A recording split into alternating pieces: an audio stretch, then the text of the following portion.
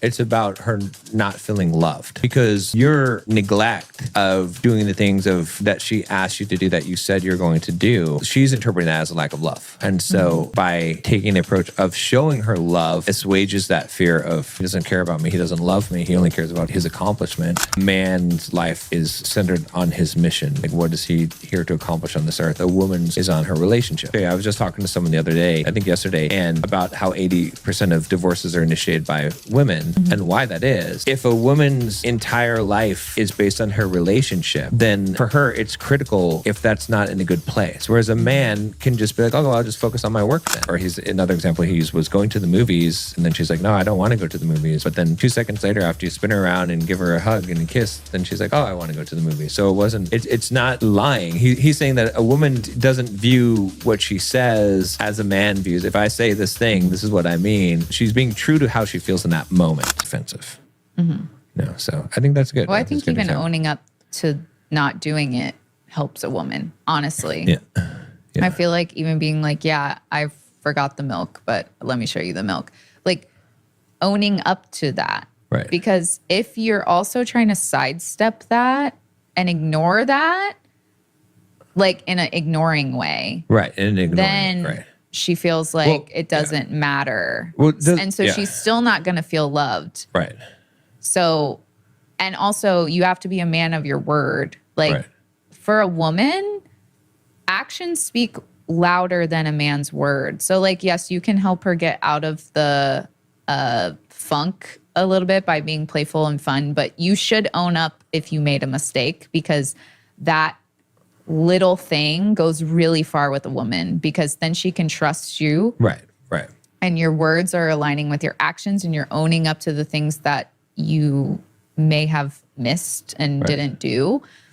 And you're doing that, and you're also showing her love. That should instantly fix your situation by doing these things. And it's not about the milk, right? What is it about?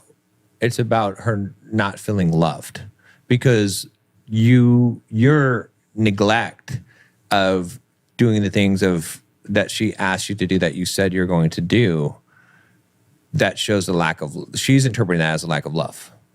And so by taking the approach of showing her love, it assuages that fear of, oh, he doesn't care about me, he doesn't love me, he only cares about his accomplishment.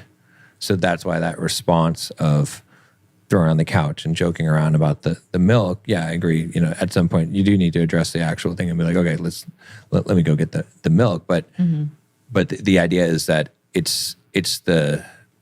she's not feeling loved because of that, and that's why that, you know, to make her feel loved is almost always the solution. Which again, he talks about that in the book too. Yeah, so. But it makes her. What I'm trying to say, I guess, is that you acknowledging it makes her feel loved. It makes her feel like you're listening to her for the first time. Because if she asked you 3 times, like in the book, to get milk, and you didn't, and then you're coming home and you're like, I made $1 million, like she can't get past that. For 3 times she asked you something, you ignored it and you didn't do it. And so part of making her feel loved is not, again, just ignoring it and being like, I'll show you the milk. Like, it is acknowledging that at that point. Like if it's a one-time thing, sure, I think you can get away. If she asked you one time and you're like, I'll show you the milk, whatever.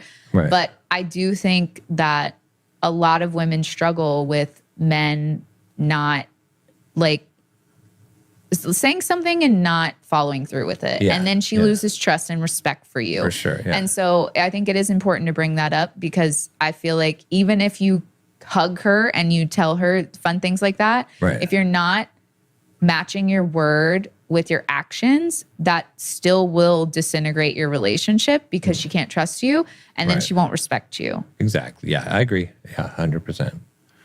Let me see. There's a couple other points that were in here. Just looking at the table of contents for some of the things. What about the notes?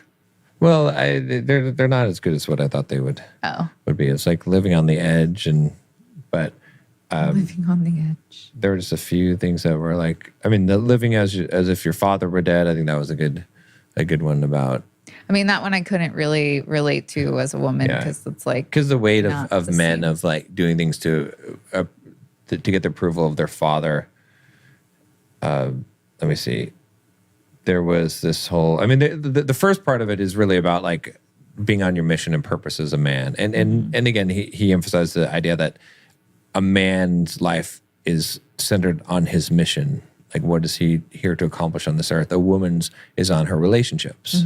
And that's also why I was just talking to someone the other day, I think yesterday, and about how 80% of divorces are initiated by women and why that is. And we've talked about this before, but if a woman's entire life is based on her relationship, then for her, it's critical if that's not in a good place. Whereas a man can just be like, oh, well, I'll just focus on my work then. Right. I'll just ignore my relationship. It doesn't matter. If that's not in a good place, I still have something else in my life that's more important to me. Right. Whereas a woman's main focus is relationship. So she's not going to stay in that state. A man could just go in that state forever and not get the divorce. Well, that's what they do. And then they try to say they're loyal, but it's like, no, you're actually just focusing on something else now. Right. Which you can do in a relationship, but a woman can't do. Because like you said, it affects her whole world. Even if she's a working mom, like her home life is going to dictate her entire life. Yeah. What did you think about the women are not liars? Because I thought that's an interesting one. Because his point was that if you ask her, do you want to move to Kentucky or whatever it is, and she says yes, but then 3 days later she says she doesn't want to, or he's another example he used was going to the movies, and then she's like, no, I don't want to go to the movies, but then 2 seconds later after you spin her around and give her a hug and a kiss, then she's like, oh, I want to go to the movies. So it's not lying. He's saying that a woman, it doesn't view what she says as a man views. If I say this thing, this is what I mean. Whereas a woman's more talking about how she's feeling. She's being true to how she feels in that moment. Right. Well, that's what it is. It's like if something else is bothering her, she might not want to go to the movie. But then if you make her feel loved, now she feels happy and she's not worried about that thing anymore. And now she does want to go to the movie. Like, I can see where it feels like lying or whatever. Like, is she trying to trick me? Right. But I think it's also like guys have a more baseline. And so they don't experience, again, the like highs and lows and constant changing. But a woman does. And, you know, if you're like, let's move to Kentucky, and she's like, yeah. And then a few days later, she's like, no. I mean, she might have sat and thought about all the things that she's going to have to leave behind here and what you guys have established. And is that really the best situation? Like, you know, it depends on what things she's thinking of and what emotions those are causing. And that's also too why having a man that is a superior man she can talk to and get kind of leveled out again and then make a better decision and, you know, kind of be on the same page, whether like she's left her own mind and it's going a million miles a minute sort of thing. So I think it's more about she's, like you said, emotion driven. And so that can change at any time. But if you help her come to a decision and you talk to her about it and, you know, you're like, I think this would be best for us, and you explain why and you really lead that decision, she's going to follow that. Because anything to turn her brain off and not cause it to allow the emotions to be all over the place and have it make sense to her, she's going to follow that lead. Better than